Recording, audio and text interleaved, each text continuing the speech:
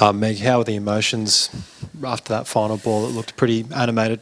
Yeah, pretty relieved, excited at the opportunity that's coming up. It wasn't an easy day, I guess. We did a lot of waiting around and just hoping that the weather was going to hold off, and we got a little bit lucky, I guess. But yeah, we've really built throughout this tournament. We've had a lot thrown at us, and to be able to sort of come together in really big moment is certainly very special, and we'll certainly enjoy the win knowing that there's something massive coming up over the next few days. When the team was out there in front of the members doing some fielding before, after the innings break, did you think you were getting back on? Like it was the clock was ticking. It looked pretty grim there. We were pretty confident. We knew the cut-off time was 9:49, I think, and the radar was pretty clear once that sort of patch had gone through, and the groundies said that as well. So, yeah, we were confident that we could get back on. Obviously, we wanted to get back on as much as we could, but yeah, it was nice that it was able to clear up for a little bit. Where does that sit in stressful days of your career in its entirety with everything it threw at you? Oh, it's certainly up there. Even the last few balls, you just never can sort of rest and think you've got it in the bag. And South Africa played extremely well. They took it right to the end, and we sort of got a bit of momentum with both bat and ball, but were able to pull it back really well. So it was a tough game, and really feel for them. I guess they've had a really good tournament, but we certainly had to play very well to get through today.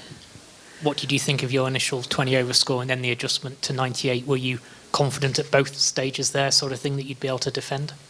Yeah, at the halfway mark, we thought 134 was a good score, but we weren't sort of, ecstatic with it. We knew we'd have to bowl extremely well, and I guess South Africa gave us a little bit of a blueprint on how to bowl on that wicket. It was sort of really at the stumps, sort of a good length, and make it difficult for them to hit sort of square of the wicket. So, yeah, we were confident if we bowled really well that we'd get a result. But, yeah, as we saw, South Africa really took it to us, and we had our moments, I guess, of good and bad, but we were able to hold our nerve at the end, which is great. Meg, during the time in the field, was there ever a priority to make sure you got through that 10 overs, trying to get through them quickly so there'd be a result, or was it just going about sort of your same plan as usual, as business as usual? Yeah, we spoke about that. We wanted to make sure we got through the overs really quickly in between. We were jogging between. We obviously had a lot of spin today, so that sort of helped us out a little bit. And even our pace bowls don't take a lot of time to bowl their overs. So it was certainly mentioned because we did want to get that 10-over mark in. But, yeah, luckily we didn't have to worry about that. How did you approach getting into the batting innings, given you probably didn't know if you were going to get to bat for 10 overs or 15 or the full 20? We didn't change too much. We feel like our approach, whether it's sort of 10 overs or 20 overs, is not too different. We want to really take the game on and put the other team under pressure. So I thought Alisa and Beth really did that early on. They were able to put their bowlers under pressure. I think we had a really good power play. So, yeah, we didn't want to change too much. We always feel like we want to take the game on, which we've done the last few games. And, whether it was 10 or 20 overs, that didn't worry us. So you guys have had a couple of significant injuries, lost to India opening round, rain, potential cancellations, but you still have made your way to finals, overcome a lot. What does that say about the squad? I think it shows that we have a lot of resilience and are able to adapt to different situations. No doubt it hasn't been a smooth journey to the final, and you sit down at the start of the tournament and you think about how things might go, and none of that has happened for us really. But that doesn't mean that we can't get a result, and that's the attitude we've got. I think different players have stood up at different times, and we've had to adapt our game style, and that's fine. We've got the players to do it. So our attitude throughout has really been very positive, and just enjoying the moment. And the good thing is we've given ourselves an opportunity now, and that's all we wanted to do. So we just want to have smiles on our faces and take the game on Sunday, because it's going to be a great game. Meg, can you just explain the decision to bat JJ at number 4 and the challenges as captain of juggling the bowls in a 13-over innings? Yep, so we put JJ up sort of to lengthen the line up a little bit. Obviously we've lost Pez, so we have to think outside the square a little bit. She's a very good player of pace bowling, and that's sort of what they were doing at the time. They obviously were sort of chopping and changing between spin, but we felt like even against their left unorthodox left-handers was a good matchup. So, yeah, we thought that she could go up there and play a role for us. It didn't come off for us today, but that's the great thing about our team, is we're able to try different things, and sometimes they work, sometimes they don't. In terms of the bowling changes during 13 overs, it's sort of, I had a little bit less to think about, really. The biggest thing was working out who was going to bowl 3 overs and who was going to bowl 2, and probably had JJ and Shooter down to bowl 3, but I wasn't sure on the third. So that was just sort of a gut feel sort of thing. So, yeah, I think we had our moments with the ball where we really hit the areas we wanted to, and whenever we got hit, we probably strayed away from that. So, I think overall we held our nerve reasonably well. Meg, thoughts on that knock by Laura Woolward? She certainly got you and Rach talk more than perhaps you were discussing in the early half of the innings. Yeah, she was very good. She's had a good tournament and has adapted to that middle order role extremely well. And we had our plans in place, but she was able to sort of counter them and sort of make us think a fair bit. You're right, we had to have a few discussions out there and slow it down a little bit because she was certainly getting on top of us. So, I think we adapted in the end. We might have taken a little bit too long to change the field and sort of change our plans a little bit, which is on me. But yeah, she played an outstanding knock. She was extremely hard to bowl to tonight. Meg, I feel like we've been asking about March 8, 2020. Thank goodness it's here. Exactly. I was going to say, is it almost a feeling of relief tonight? And is it more of a feeling of relief than in, say, previous years where you've made a final, after a semi-final? Oh, I don't know if relief's the right word. Like World Cups are extremely hard to win, and every one that I've played in, we've lost a round game. We've had to fight extremely hard to win the semi and get through. And we never came into this World Cup just thinking it was going to happen and it was going to be easy. We knew we were going to be in for a fight, and that's exactly what's happened. So, we knew we had, we weren't owed anything. We had to go out and win this World Cup. We're not defending it. We're out here to win it, and every other team is out there to do that as well. So, that was our attitude coming in. And I'm pretty happy that March 8 has come around. Now we can just talk about India and Australia and what a great game it's going to be.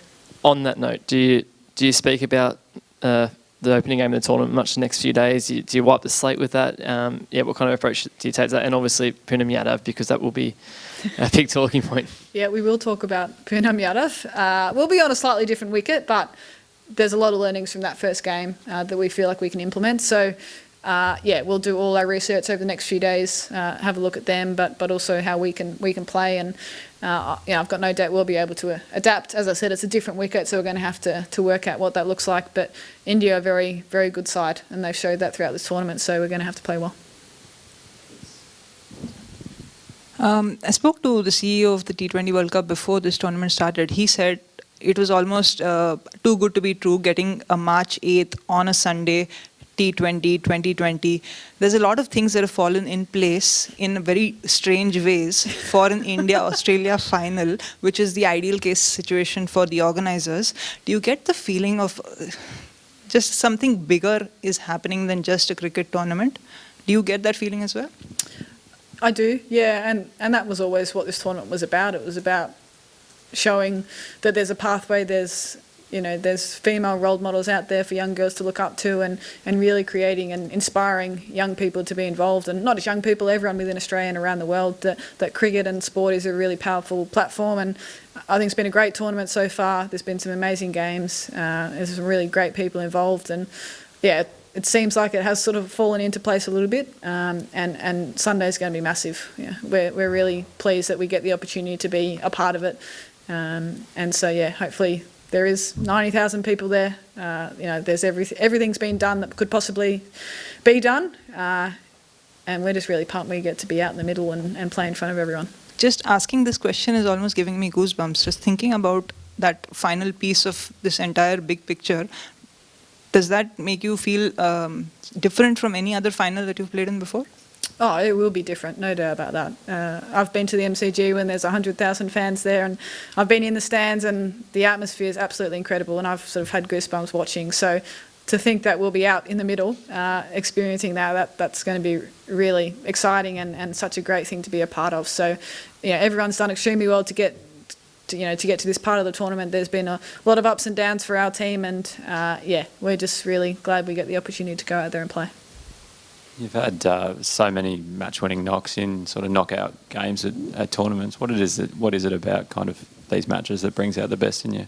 I'm not sure. I love winning, I guess. I want to help us win as much as I can, and yeah, it was a grind today. I don't feel like I ever got going at any point, but yeah, to be able to contribute in a big game is something I really pride myself on, and want to do as often as I can. So there were some really good contributions throughout. I thought sort of to allow me to bat through the innings, and yeah, it's not my most fluent knock, but certainly nice to be able to contribute, and hopefully I can do that again on Sunday.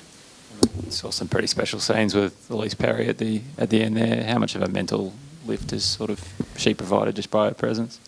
Yeah, she's been great. Obviously, she's not able to have the impact she would have liked, but she's been really impressive around the group, just being really positive and giving off any bit of experience that she can. She's obviously been around the group a long time and experienced a lot of these sort of pressure moments. So, yeah, I can't fault her with how she's been around the group. She's obviously disappointed not to be involved, but it's nice to still have her around, and she'll play a big role heading into Sunday.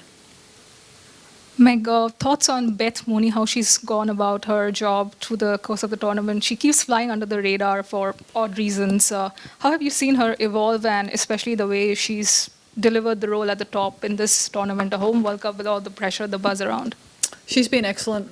She had an amazing WBBL tri-series. She played well. So, in T20 cricket, it's sometimes hard to be really consistent, especially as an opener when you're taking the game on, which is what she's doing. But yeah, you're right. She goes about her business very quietly. There's no fuss, and she's a very important part of our side. And again tonight, she played well. I thought that power play was excellent. So hopefully she's got another really good game in her come Sunday.